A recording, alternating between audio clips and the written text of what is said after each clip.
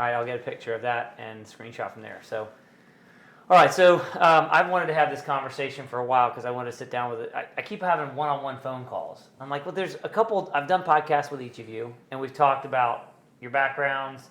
We haven't gotten too deep into the weeds, but there's a couple topics that I feel like the public, in order to make an educated vote, we should have kind of a living room conversation getting into some weeds. One of those was around property rights, zoning, solar. We can go whichever way we want with this podcast, but if we were to kind of talk about the big issues and going to hash those out for a little bit, what are some of those those three topics? Anything else we want to talk about? Well, the solar and the property rights and the solar go kind of hand in glove type thing, so that you can't have one.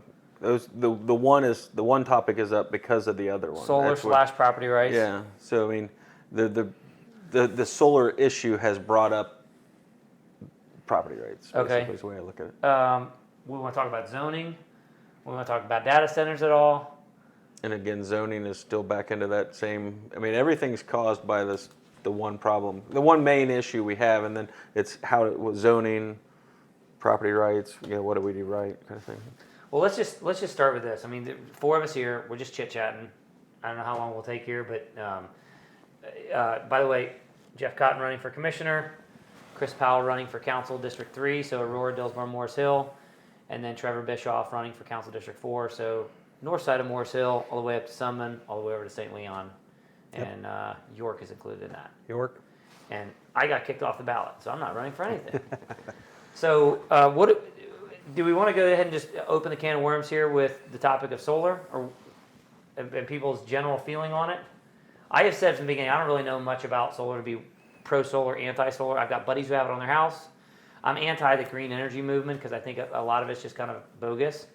But I don't know enough to give an educated opinion on it. What are your thoughts about just solar in general, or commercial solar in general? Well, I'm no expert in it, so I don't know if any of us are because I'm uneducated in it. When I talk to you guys, you all seem to know more about the topic than I do.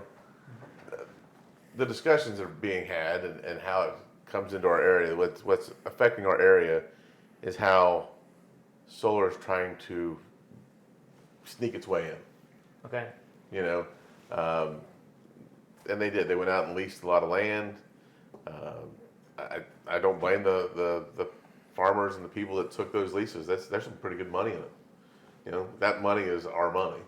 It came from the Green New Deal or whatever it is, and these companies are using that money to entice farmers. It's better than what they could lease the land for crops.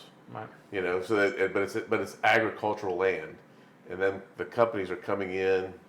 This one in particular here is coming in and trying to secure the land leases and then come up with a conditional use zoning change to put an industrial solar farm in our agricultural land. Okay.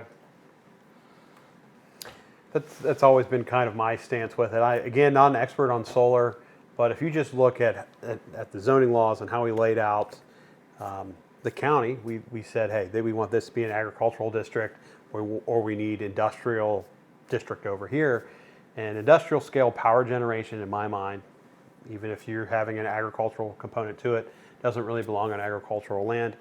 And then a further concern I have with that is if we do have a 1,600 acre solar farm, what's the threshold is then lowered for the land around it for other industrial scale projects.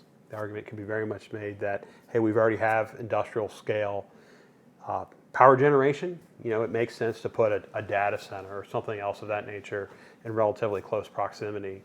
And again, that's probably one of the most rural agricultural areas of the county. So to me, it's not a good fit. For Manchester. And By the way, both of you guys have a background in real estate. we're both realtors. And you have a background in fiscal responsibility, apparently. Yeah. Managing people's businesses, making sure Managing businesses, that's right.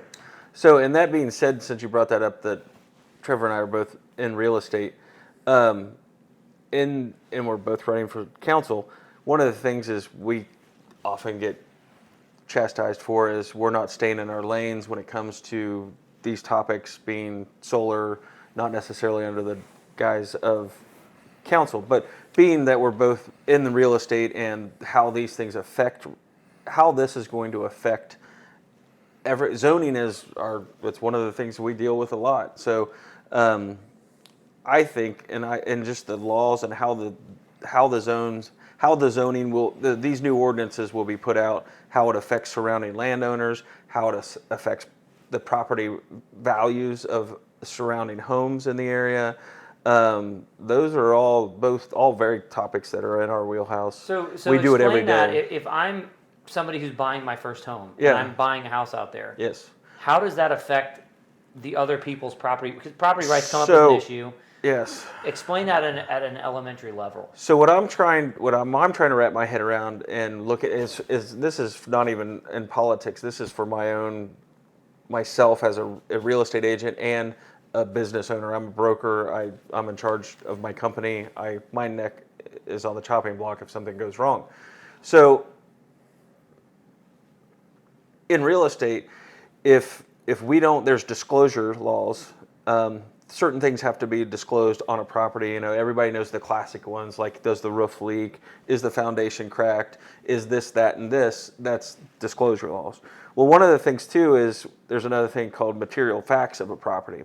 Now, material facts can go outside of the property boundaries. Like, so if the neighboring property, let's not use solar just because that's the topic, but let's use something else. We know we're selling a piece of property and we know that the property next to it has been purchased by the state already. Well, I'll just use a prime example. This is a case in fact that I've dealt with, and it was up there. Where's the new water tower up on the north side of the county? I got to look up this road and this house we sold. But anyway, before the house was, the property was on the market.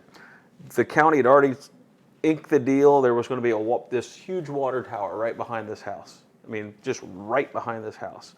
We had to make sure and get signed that everybody that is, if you were going to put an offer in on this house and you were going to buy this house, you knew that there was going to be a water tower behind this house because it was a done deal already. So that would be an example. But it wasn't built yet. It wasn't built yet. It was still just a green field, right? They hadn't even stirred the dirt yet. So, but we had to make sure everybody knew that, hey, and they had to have them sign off if they were going to write an offer on that property. That's a material fact that water tower, basically a material fact is anything that's going to affect the property value or affect a buyer's decision making on whether or not they're going to buy that property, right? So obviously they might not want a big water tower in their backyard, so they would need to know that, and that would affect their decision making on that property. So those are things that have to be disclosed. And there's a lot of people that say, well, I can't keep track of my neighbors. Well, one of the things I want to bring up to the board is I think that just like a liquor store, if you're going to move a liquor store, it has to be announced publicly. Got to post it for so much time, actual signage, so the neighbors are notified by certified letter or whatever that next door property has put a solar lease on it. So they're on notice, and then they'll have to disclose that if they wanted to sell that property. That's kind of that's why it's such a hot topic now, is that solar's come in and created those leases already. Mm-hmm. Nobody knows where they are. Yeah, without any disclosure. Yeah. And like I said, I don't blame the farmers that sign the lease, the landowners that sign those leases, because it's some pretty decent money as it comes through. But we all kind of grew up in Dearborn County. You come in. I know you're a lot younger than me. We talked about that before. But they come in. They're doing these projects that people don't. The neighbors. We grew up. I took care of my neighbors. You get off the school. You're coming down on the school bus. You find your neighbors cutting hay. You get off the school bus. You go put the hay in. You knew your neighbors. You took care of your neighbors. We're a neighborhood community. Yeah. And when the solar project come in and does these leases without that, and then tries to hold us kind of at their will, because we've already leased this land. You have to give us that conditional use, change in our zoning, and it just doesn't sit right with me. I don't think it sits right with anybody, because neighbors need to, they've got to be protected, And it's not saying what you can do with your land, but your neighbors they have to be considered in part of that also. I mean, we have things, we can't put a junkyard in certain places. You know, we've battled landfills. There's really no difference in that than really solar panels are either, you know. Trevor, you and I had a conversation, I think about a week ago. We were talking about property rights, and you were starting to explain to me with your experience in real estate, there's such a thing as absolute property rights.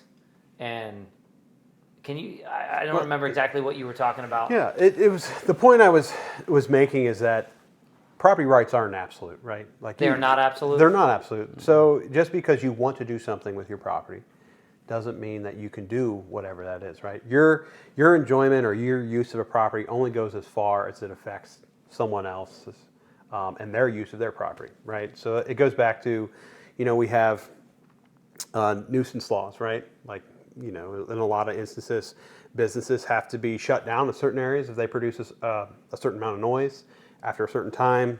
Same thing in residential districts. You can't have a party super late at night, Right. Loud vehicles. I mean, I guess the point I was trying to make is there, just because we have property rights does not mean you can do whatever you want. There are limits and just general respect for other people's property rights as well. So when we talk about zoning, and I posed this question a couple days ago to somebody, if we were going to say, hey, yes, we want solar, we want to attract the kind of commercial industrial business, and we want it to be power generation, and we want it to be, so then you can say, okay, what kind of power generation? Are we putting a coal plant out in Manchester, or we put a solar farm? Like you can have those conversations. Well, if you're going to put a coal plant, you probably need to put it in a place where there's rail or boats that can come in to supply that. So you start planning the county out. Is there ever a situation where, let's say the public, and don't throw rocks, but let's say the public just changes their mind and says, hey, we love solar and we want to put it in someplace, and they decide, hey, we want to put it in Manchester. Isn't then the appropriate place to then say, okay, we're going to change zoning to where the tax generation revenue is coming in commercial industrial, not a cheaper rate with ag? Can you guys explain zone changes, or if we say we want solar, but it needs to go in commercial industrial zones, and we're only having commercial industrial zones down in Lawrenceburg or up in Sunman, or like? I think that, by talking to many people on this project and, showing it up at all the meetings, that's kind of the thought process is we have industrial areas that still have room and space available, that we need to use that area up. The reason why solar in this case, could be data centers, could be anything comes in. The reason why they're going out there, even though they're offering good money to farmers, it's still cheap to them. I went to Arizona. We went out there. Every school parking lot was covered in solar panels. The malls were covered in solar panels. The parking lots were covered in solar panels. And they did that because, as part of their build function, that they couldn't go out in the deserts and whatever else in Arizona. Here, they won't put them on a school parking lot or on a rooftop because they said it would cost them more money. Oh, Well, that's very true. But another thing to think about too is why in Manchester? And this I could be wrong, but I'm pretty sure I'm correct on this one. Why in Manchester and not say Dillsboro or Friendship or whatever? So when I&M got decommissioned, that transmission line that comes out of I&M goes up over the hill and heads that way. right behind Lowe's and Heading up Yep. over the hill, Okay. right? The solar field needs to be within proximity of that. That's the To transmission tie into to that tie line. into that line. So that's why it's not elsewhere in the county. It's just in that corridor going out through there, is because they can tie into that transmission line. couldn't they instead of- lease it on top of like Lowe's parking lot and Baumgars? And, That's still. I mean, at the end of the day, that's still only a few acres. Yeah. I mean, it's I think that- nothing compared to what they're going to be. What they're 1,000 acres. That's a lot of land. And I think that's the issue with solar farms in general is most places do not have the type of industrial zoning available. I mean, you're talking 12 to 1,600 acres. So it really is a project that you need to get the county behind to decide if you're going to want to attract it, because it's just not available. I mean, there's few types of industrial development. I mean, the only thing that comes to mind off the top of my head is solar farms and data centers that require this massive amount of land. And historically speaking, you just don't need it. I mean, most industrial projects can fit within a 50-acre parcel quite easily. Really? Yeah. And one of the nice thing about the conditional use side of, like, if the ordinance was kind of geared that way, is the county would have more picking and choosing of how it worked. Like, if you just blanketed it out that this was going to be, you rezoned something out there, then it would be more, well, you already rezoned it, now it can be whatever it's free game then. You can't pull it, but you can't claw it back. Where if it's how it is now, and even the conditional side of it, it's the county still gets to pick and choose what they approve and disapprove. We just got to figure out, the real is to figure out what the setbacks are and everything to make it to where, Right. the people out there, it's just, I mean, it's really the community's decision whether or not they want to look at that. Some people might look at it and they think it's a pretty thing, and some people look at it as it's a junkyard. I mean, like, or a whatever, insert thing here. So. Right. One of my concerns is, and maybe it's just the way I think because of my business industry or whatever, the always question is, what comes next? Oh, yeah.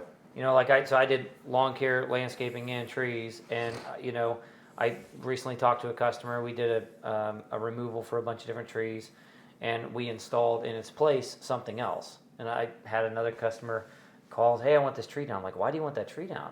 Well, it's perfect spot, it's good location, because what's going to come after that? You're going to plant another one? Like, you always think about what comes next. So that's what I do every day. That's kind of how my brain is wired. So one of the questions I've asked, and I'm curious what your response is what if solar's only here for 10 or 15 years?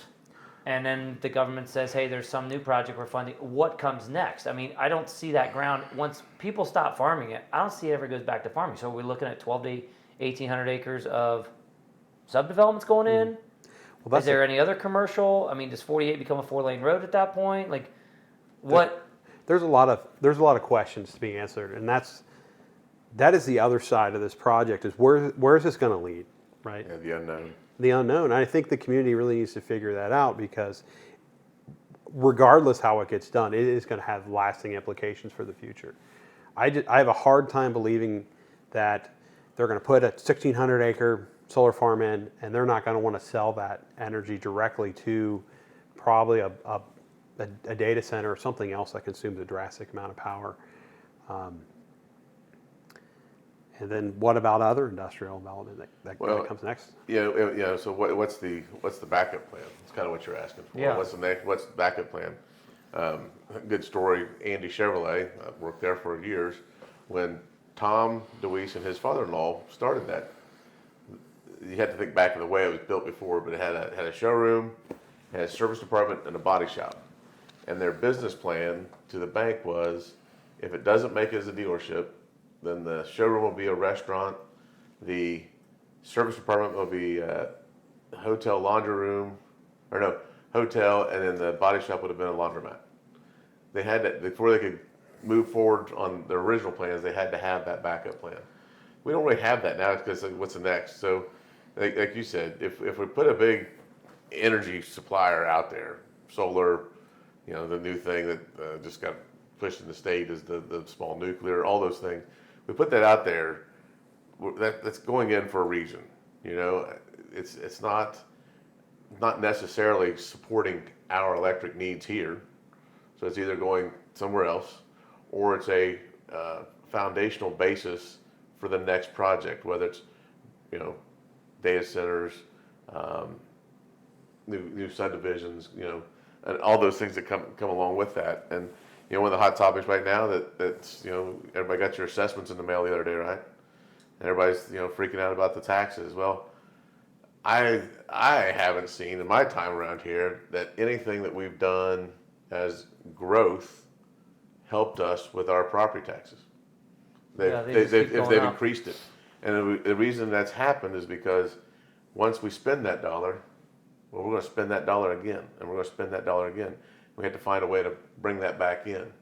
So some of these growth projects, even though we want to grow in certain areas, of our community because we want to have jobs. We want to have our families be close by. Yeah, but solar doesn't create any lasting right, jobs here. right. It doesn't. So then okay, that was the teaser to get you in. Now we're gonna do a data center. They're gonna tell us that it's gonna create, 350 jobs to Yeah, build the but- place and whatever else. And then when it's done, it's another 2 jobs.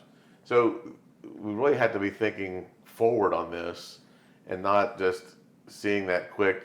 We're gonna infuse the community with, $20 million over the next 20 years. Well, that's $1 million a year. Yeah, it's still money, right?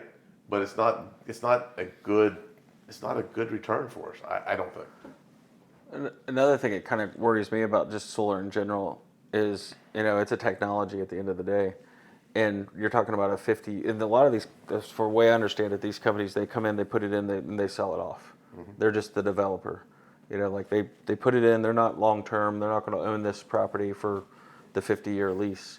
They're just going to develop it, get it done, and they're going to sell it off. Well, solar, technology is technology. How old's your phone? It's going to get replaced tomorrow. Solar, I've already been looking into some of the solar, because I'm not pro solar or negative, so I actually want to put solar. I think solar should be on every house. I want to put solar on my house. I think it's kind of cool. The cells they got a new cell out now. Well, are they going to put in those cells, or are they putting in the older cells? And then how long is it going to be before those are obsolete? We're talking 50 years from now. These things, just think of anything that's technology-wise that's 50 years old. 1976, it was 50 years ago. Yeah, think of anything that was 50 years. What was technology? What's technology going to be in 50 years? Musk is already talking about shooting all this stuff in space and calling it a day. We'll just all get it from there. So will this land-based stuff be obsolete in 20 years? It's just, there's too many unknowns as far as my personal opinion, but that's just what it is. But yeah. Okay, cool.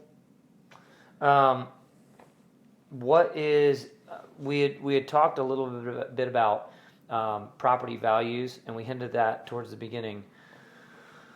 Let's say this goes through, how far out does this affect? That's more of a question for you two, but if you've got 800, 1,200, 1,500, whatever it is, acres of solar, how far does that touch as far as affecting property values, home values? Are we looking at all the way over to? I don't think we're looking at a Countywide. I don't think I don't think it's going to be any further than line of sight. If you can't see the solar panels, I don't think it's going to be a big deal. So I don't think if we're talking, if it's an open field between a house and a solar farm, and you can see them, that'll have some effect. But if you get, a block of woods away, you're probably not going to see them. 150, Out of sight, 200 out of yards mind, right? Yeah, as long as, Yeah. and that was actually thrown in my face. Somebody threw that at me the other day. Well, how do you know this is going to affect property values? Because that was one of when I was talking about the material facts of property. Well, how do you know it's going to affect the property taxes? Well, my assumption is, right, just knowing what I do know, is if you put something next to a piece of property, it's going to affect it's going to affect it one way or the other. It just is whenever you change the surroundings.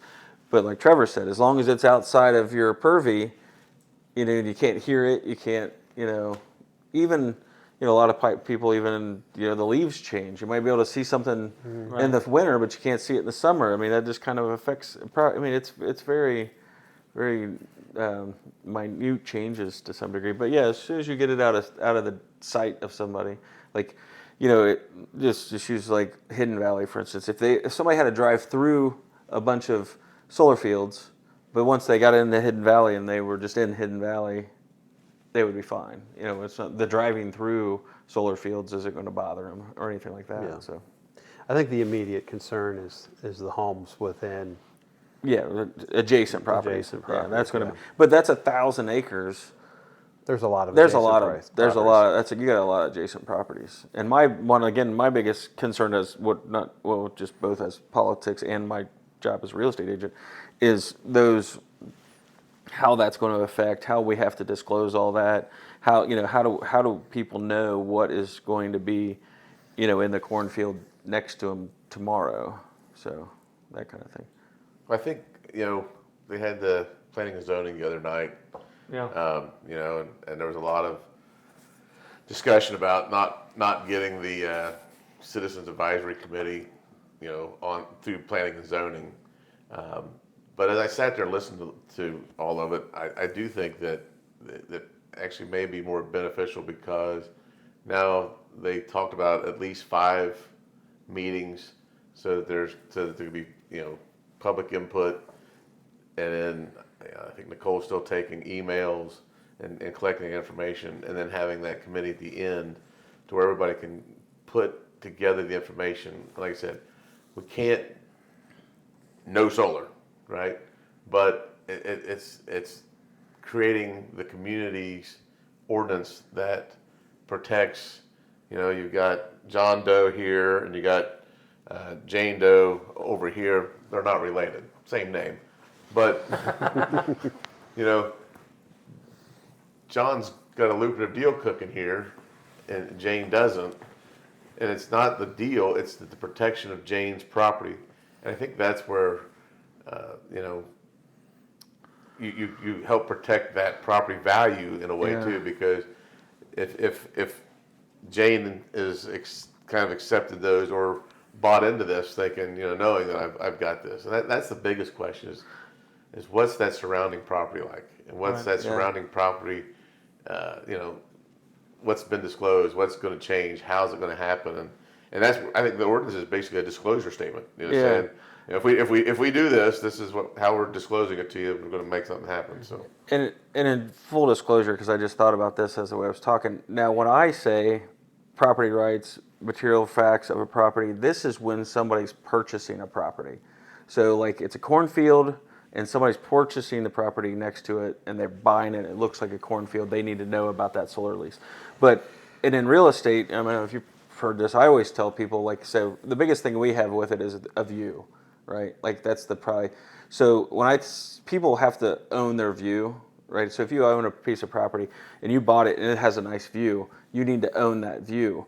You can't get mad. Now, when it goes into property rights, I'm only talking about the purchase side of it. So when you can't get mad at your neighbor for selling that property over there after you've already bought this property. So, and they're going to build a 5-story building here and block your view now. You can't necessarily get mad at that neighbor for building that that's why I always tell people, like, if it's got a view or whatever, you got to own that view, right?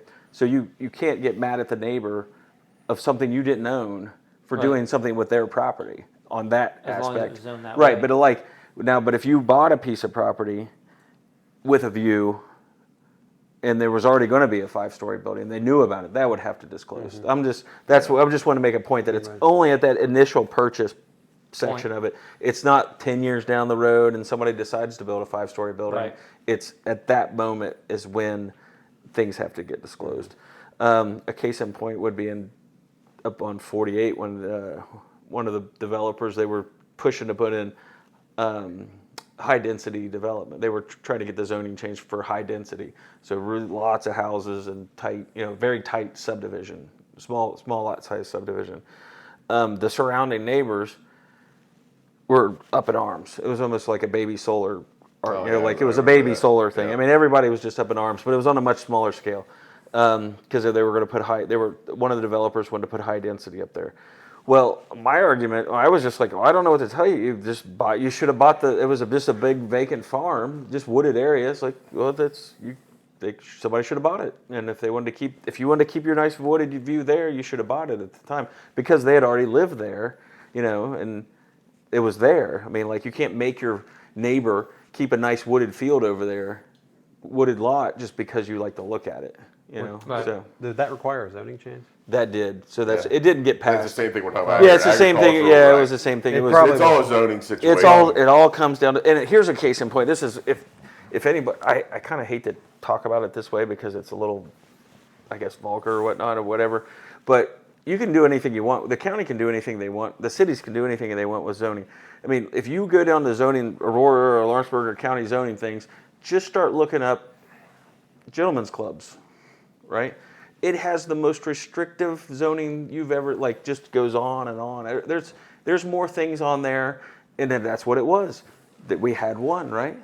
Then they put another one out, and the county went berserk, and they put in all that zoning to make sure we never got another one again, and we haven't.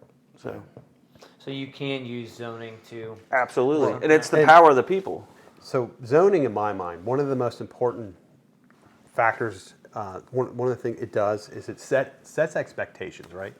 So if you were to Oh, yeah, buy exactly, a yeah. property in a certain area, right, and you know what the zoning is around you, it sets your expectations about what you would expect to see there. And I think that's kind of one of the issues that we're running into is you buy a house in agricultural land, you're expecting some sort of agriculture, you know, whether that's a cattle farm, corn and bean fields, something of that effect, You're right? expecting it to say Yeah, ag. yeah, you're It's expecting agricultural, that. right? And it, Industrial scale power generation is not something you would expect to see in agricultural Yeah. land. Well- So it's kind of outside of the normal expectations you would see with agricultural zoning. and even zoning goes into deeper there, like ag. Okay, so like now you have stock densities. I mean, even ag has massive. Like you can only have so many cows per acre. You can't put in a high density animals Like a farm like a feedlot. hog farm or anything like Yeah. it. All even ag has like Residential, intense. same way. Yeah, intense, Industrial, yeah. there's different levels of industrial that limits the height of your buildings. So, I mean, Right. the zoning is designed to be restrictive, but set expectations, what people should see and have to deal with.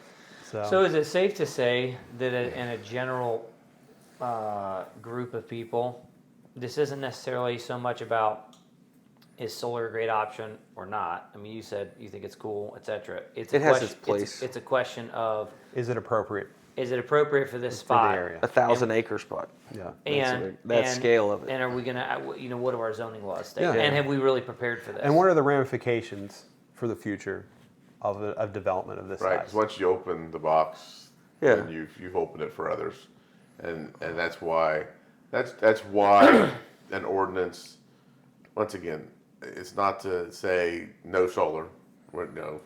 Well, my mind is, I know if the we're gonna signs let say somebody lease it, why don't we just let the whole west and northwest part of the county from, I mean, Logan's probably, but Kelso's got plenty of room. Why don't we turn Kelso, Jackson, York, Manchester 1 and 2, Sparta's got, Clay has got a lot of room. Why don't we just turn it all into commercial solar? They can. I mean, so if we let it go in an ag there, let's don't go there. no, literally, but Right, I get it. Yeah. I'm just playing the devil's advocate Oh, here. yeah. If it's good for 1,200 acres, why isn't it good for 12,000 acres? So Well, and that's exactly I mean, what where's the conditional use with dropping? our ordinance is right now. That's That's my why we biggest have to concern. get that changed. just and then on when Jeff was talking, thought it was funny when Jeff was talking about Arizona. I just was out on a motorcycle ride a couple weeks ago in Nevada, and I headed out of Vegas on a motorcycle and literally drove a good hour. It seemed like solar, just the biggest solar. I wanted to stop. I was with a group, so I couldn't stop. I wanted to take pictures of it so bad. It just went on forever. Just solar fields, just solar, just solar, just solar, just solar, just solar. For I mean. But they were taking wasted desert space. Oh yeah, right? it was just wasted desert space. So yeah, I mean that would be the perfect place. Don't get me wrong.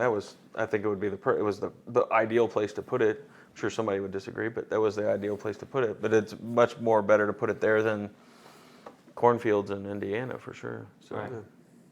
All right, sweet.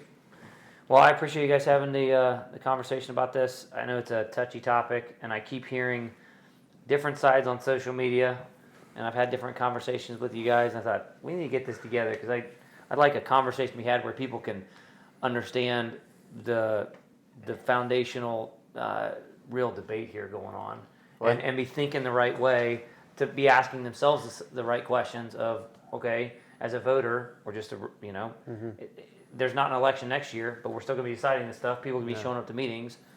What do they want to be thinking about? Because I had not been thinking about this until December or January when somebody called me and said, hey, I need some help. I think something's going on. I don't know how government works, but I am against this. Can you help me kind of navigate my way through government? I said, well, I don't know anything about solar, but I can tell you what I know about Dearborn County government and try and be of some help to you. Yeah. So, But I think that's Trevor's brought it up way early on in his discussions of running his campaign, and I've talked about it. I know Chris has talked about it too. But transparency through government is one of the big things because right now everybody finds out at the 11th hour, and then, Yes, then absolutely. it becomes so volatile, and it's like we don't need to do that. We need to use platforms to make sure that we communicate well with everybody out Right. there. That here's what's happening, right? Because it is a government of the people, and it's for the people, and it's for them. We're representatives at whatever level we're at. And we just this is what's kind of in our face. We need to be more in touch with the people that we represent, Right. and so that you wouldn't know, 11th hour, how do I fix this? Well, It's too late. You come in, yeah. I mean, you come in at the beginning. It's like, well, everybody can have discussions. Even at the 11th hour, you can still have discussions. But if you start those discussions early and get more feedback, more buy-in. Communication is key. Right, and you can develop a lot stronger that because you have more people involved, more people's mindsets are. This is what's best for us. We're going to make it happen. All right. Well, perfect. You need to rebuild that trust in government too. I mean, Oh, yeah, it's horrible. I don't think anybody would say that trust in government is at a high level. I mean, ever since all-time low. Yeah, I mean, ever since 2016 or so, it's just plummeted. Yeah. And that's how we rebuild it, right? Is we engage the community, get them to buy in, get them to listen, get them to collaborate. I just want, if you guys all get elected, people always talk about, well, we need to engage and we need to help people, and I totally agree with what you said. But how about we just be welcoming when somebody comes up to the podium or comes to a meeting, and lose the abrasive feel? Oh, yeah. I mean, because it's not like we have to go do the work. I mean, sometimes people are living their own life, and hey, if you don't hear from me, things are doing fine. But when they have an issue, people go, all right, what's your issue? Let's talk. Let's have some empathy and some understanding here. No. I think that'll go a I long agree. way. Yeah, I'm always excited when people show up at meetings. I think that shows that. You just like to argue, and you think it's entertaining. Well, No. I don't like to argue, but it's good. It shows that people are interested in what you're doing, right? Yeah, Right, And that's what we want. people should be involved. yeah. I mean, this is not the government's land, the government's money. This is everybody's land, everybody's Our money. government. It's our government. We're just stewards of it. Right. Well, the people leave the government in charge. Like we want to feel like we've left it in good hands. We shouldn't. The citizens shouldn't have to babysit the government. Right. But the government should be open and just let us know what's going on, and everything's not hide or make things difficult to find. Let's put it that way. Right. Yeah. Anything else? Are we good? I think we're good. I think we're good too. Thanks for sitting down and talking about this. Appreciate you guys. Thank you. Cool. Well, we got a few more days to vote. Yep. Yeah. Get out and vote. May Get out 5th. and vote. Yep. No matter how you feel, the most important thing you can do is vote. So Exactly. And Chris wants you to vote for him. So, I didn't say that. It would be nice.